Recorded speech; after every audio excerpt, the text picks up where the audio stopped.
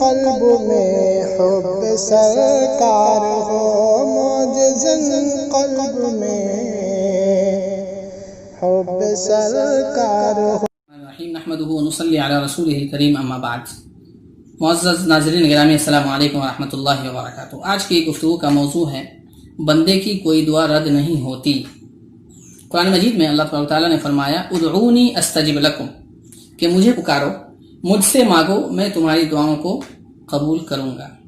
اور صرف یہی نہیں بلکہ ترمذی شریف کی روایت ہے، حضرت سلمان فارسی رضی اللہ تعالیٰ عنہ فرماتے ہیں کہ اللہ کے حبیب صلی اللہ علیہ وسلم نے فرمایا اللہ کی ذات بڑی کریم ذات ہے، اور اللہ تبارک و تعالیٰ بڑا سخی اور دریا دل ہے۔ اسے اچھا نہیں لگتا کہ کوئی بندہ اس کے سامنے ہاتھ پھیلائے اور وہ اسے یوں ہی مایوس اور ناکام اور نامراد واپس کر دے خالی ہاتھ۔ اللہ تبارک و تعالیٰ کی یہ شان بالکل بھی نہیں ہے کہ کسی بندے کو مایوس کر دے اور خالی ہاتھ واپس کر دے، لیکن بس شرط یہ ہے کہ دعا کرنے کے جو آداب ہیں ان کی رعایت کی جائے، جو شرائط ہیں ان کی پابندی کی جائے، اور جو طریقے ہیں ان کو فالو کر دیا جائے۔ لیکن ایک بندہ ہے کہ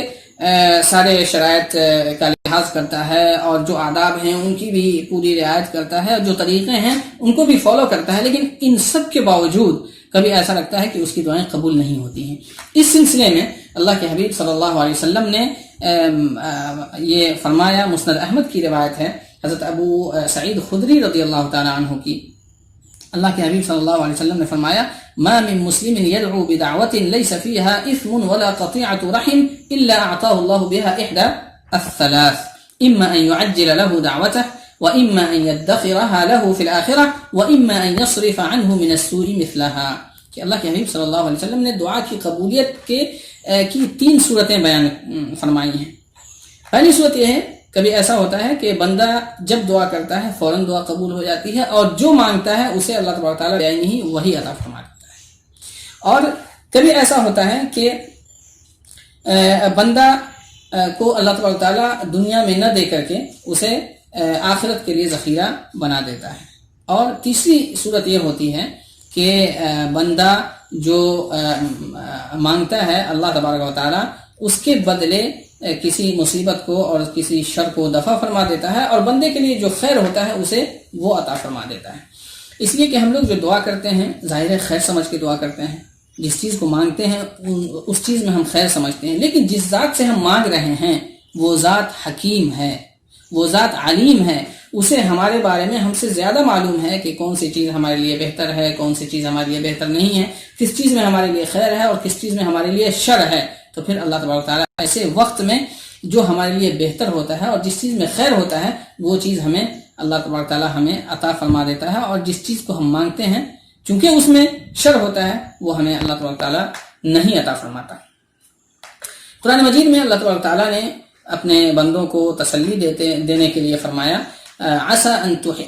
تكرهوا وعسى ان تكرهوا شيئا وهو خير لكم وعسى ان تحبوا شيئا وهو شر لكم، کہ کبھی ایسا بھی ہو سکتا ہے کہ کوئی چیز تمہیں ناگوار ہو لیکن وہی چیز تمہارے لیے بہتر ہو، اور کبھی ایسا بھی ہوتا ہے کہ کسی چیز کو تم پسند کرو لیکن وہ چیز تمہارے لیے بری ہو۔ اسی طرح ایک دوسری آیت میں فرمایا وَيَدْعُ الْإِنسَانُ بِالشَّرِّ دُعَاءَهُ بِالْخَيْرِ، کہ کبھی انسان شر اسی طرح مانگتا ہے جس طرح خیر مانگنی چاہیے۔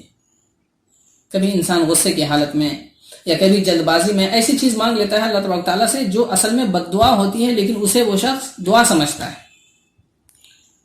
وہ اس چیز میں خیر نہیں ہوتا، لیکن وہ بندہ اپنی ناقص عقل کے مطابق اسی میں خیر اور بھلائی سمجھتا ہے۔ لیکن چونکہ اللہ تبارک و تعالیٰ اپنے بندے کے لیے بھلائی چاہتا ہے اور خیر چاہتا ہے، اور اللہ کو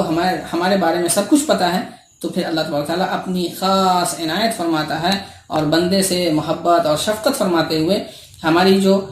وہ مانگی ہوئی چیز ہے وہ نہ دے کر کے جو اچھی چیز ہوتی ہے اللہ تبارک و تعالیٰ وہ ہمیں عطا فرما دیتا ہے۔ اس لیے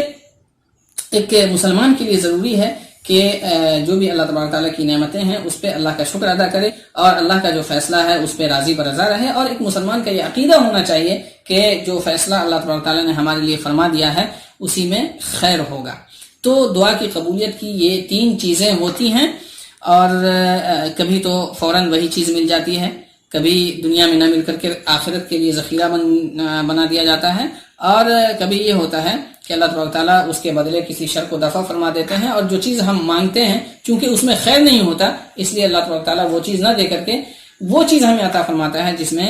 خیر اور بھلائی ہوتی ہے۔ لہذا کبھی انسان کو مایوس ہونے کی ضرورت نہیں ہے اور جلد بازی کرنے کی ضرورت نہیں ہے، اور اس کا یہ عقیدہ ہونا چاہیے ایک انسان کا کہ ہماری ہر دعا قبول ہو رہی ہے۔ السلام علیکم۔ دل سے دھبا گناہوں کا دھل جائے گا، عشق